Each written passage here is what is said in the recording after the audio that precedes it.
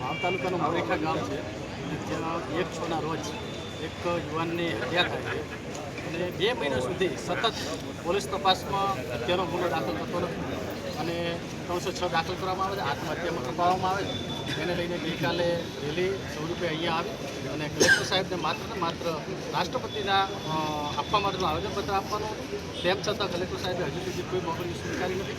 માંગણીઓ છે કે 302 દાખલ થાય અને તટસ્થ તપાસ થાય અને પીડિત પરિવારને જે ન્યાય મળે એના માટેની માંગણીઓ લઈને આજે સવારે 8 વાગ્યાથી મારી પણ હાજરી છે અને હું બનાસકાંઠા જિલ્લા દલિત સંગઠન વાવથર જિલ્લા કોર્ડિનેટર છું અને અહીંયા બેઠેલા જે તમામ પીડિત પરિવારના સગા વાલા સામાજિક આગેવાનો સોશિયલ એક્ટિવિસ્ટો હજુ સુધી રાજકીય મુદ્દો બન્યો નથી।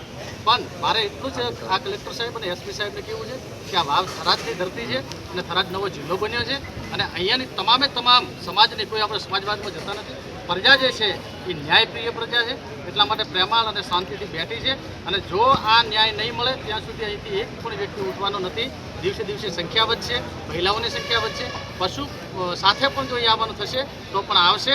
એટલે અમારી માત્ર ને માત્ર સામાન્ય માગણી છે અને કલેક્ટર સાહેબ પોતાની જીત ઉપર બેસી ગયા છે કે એવું કહે છે કે અમે 2000 માણસો વચ્ચે આવી અને હું આવેદનપત્ર નહીં સ્વીકારું તો કલેક્ટર સાહેબને મારી વિનંતી છે કે તમારું પ્રોટોકોલ આવીને જાહેર કરો કે કોઈ પણની સાથે જાહેર કરાવો કે કલેક્ટર સાહેબનો આ પ્રોટોકોલ છે અને તમે ઉઠી જાઓ, અમે ઉઠી જવા માટે તૈયાર છે। બાકી જ્યાં સુધી ન્યાય નહીં મળે ત્યાં સુધી અહીંથી એક પણ વ્યક્તિ ઉઠવાના નથી। આ અમારું આ જગ્યાએથી આહવાન છે।